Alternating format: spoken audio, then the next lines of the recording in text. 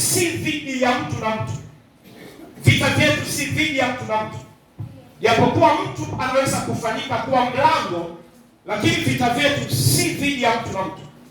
Usipopata ufahamu na uelewa kuhusu vita vya kiroho na utendaji kazi wa shetani, utajiingiza kwenye vita, lakini utapigana a battle which is a miss, vita ambavyo ni isiyokuwa na mlengo, vita ambayo haina shabaha. Kwa hiyo utapigana na watu. Kama umeoa, utapigana na mke wako, utapigana na mume wako. Kama ni mwanakanisa, utashambuliana na mwanakanisa mwenzako na mwanajamii mwenzako. Lakini ukweli ni kwamba vita ya namna hiyo haitakoma. Itaendelea vizazi hadi vizazi mpaka mwanadamu atakapotoka kwenye mwili.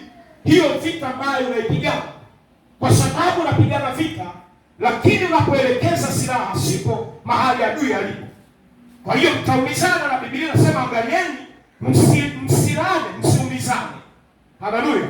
Biblia inatutahadharisha tusiumizane, kwa sababu shetani akikuingiza vita, akiliingiza vita katika kanisa, katika vita, akiingiza familia katika vita, na wakashinda kupata hekima ya kupigana ile vita, mwisho wa siku wanaumizana wao na hawapati mshindi. Bwana Yesu asifiwe. Kwa hiyo wataibuka ndugu na ndugu wanachukiana, mme na mke wanachukiana, waliochumbiana kwa kupendana na kuitana majina mazuri, honey, sweet, darling na nini na mambo kama hayo, wanakuja kuishia kwa kuchukiana na kufikia level wengine wanafanyana mabaya, kuuana na mambo mengi mabaya. Siku moja nikaongea na mtu mmoja alikuwa amefungwa katika gereza la Mwanza Butimba. Alikaa kule kwa muda mrefu. Alipotoka kule akasema alikuwa amefungwa na mtu mmoja ambaye alikatiwa kifungo cha maisha, na yule mtu alikorofishana na mke wake. Alichofanya ni kukamata mke wake, akamkatakata vipande, alafu akaweka kwenye diaba akafunga. Sina alifahamu ile diaba ile. Akaweka kwenye diaba akafunga, akapeleka kwao na mke wake. Akamwambia huyu hapa mtoto wetu. Alafu akakaa akasubiri, pigeni simu polisi waje wafanye nini? Haleluya, waje wanichukue. Akawa amefungwa namna hiyo. Kuna katika ulimwengu wa roho kuna mapepo yanayo influence dunia katika kufanya mambo mabaya. Kuna watu wengi wanaweza kufanya mambo mabaya, ukiangalia unaona kabisa hapa hakuna utu. Mtu anapoteza utu kabisa, hakuna utu, kwa sababu kuna kitu kinachoitwa jeshi la pepo wabaya ambao kazi yao ni ku-influence ulimwengu.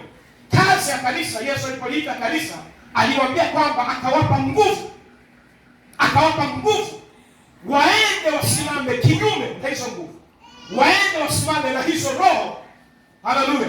Kuna kushindana na kitu kinachoitwa wafalme na wenye mamlaka katika ulimwengu wa roho. Kuna wafalme na wenye mamlaka, kazi yao hii ni kusimamia maeneo mbalimbali ama jamii ya kiuongozi.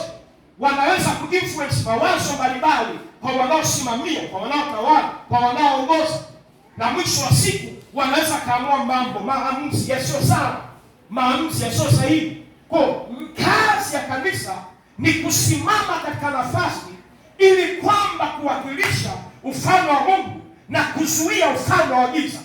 Iwe ni familia, ndiyo kazi iliyo nayo. The law number 1 kwa ajili ya familia ni kuendelea kuambukiza sura ya Kristo katika jamii inayozunguka. The law, kazi ya familia sio sehemu kubwa kuendeleza desturi. Kazi ya familia ya Kikristo ni kuendeleza sura ya Kristo, kuendeleza sura ya Kristo. Kazi ya kanisa ni kuambukiza sura ya Kristo hapa duniani. Kazi ya muamini ni kuendelea kuisambaza sura ya Kristo hapa duniani. Kama wale mtu mmoja sema amina. Sema haleluya. Na kama tunavyoendelea kuambukiza ile sura ya Kristo, kusambaza sura ya Kristo, kusambaza tabia za kimungu, ndivyo ambavyo kazi za adui zinavyoharibika. Mungu amekupanda kwenye mtaa wako. Wewe pale kwenye mtaa ni mjumbe wa Mungu. Unaweza ukawa hautambuliki mtaani kwako. Mwenyekiti wa mtaa anaweza sio kufahamu, hata nani akufahamu, lakini wewe hata kwa mdogo wako ni kijana hauna influence na mtaa. Lakini wewe Mungu amekupanda kwenye ule mtaa ili kwamba uwakilishe ufalme wa Mungu. Namba 1, ili usimame na kuzuia kazi za ibilisi zinazofanyika kwenye ule mtaa. Kama tuko pamoja, sema amina. tuko pamoja, sema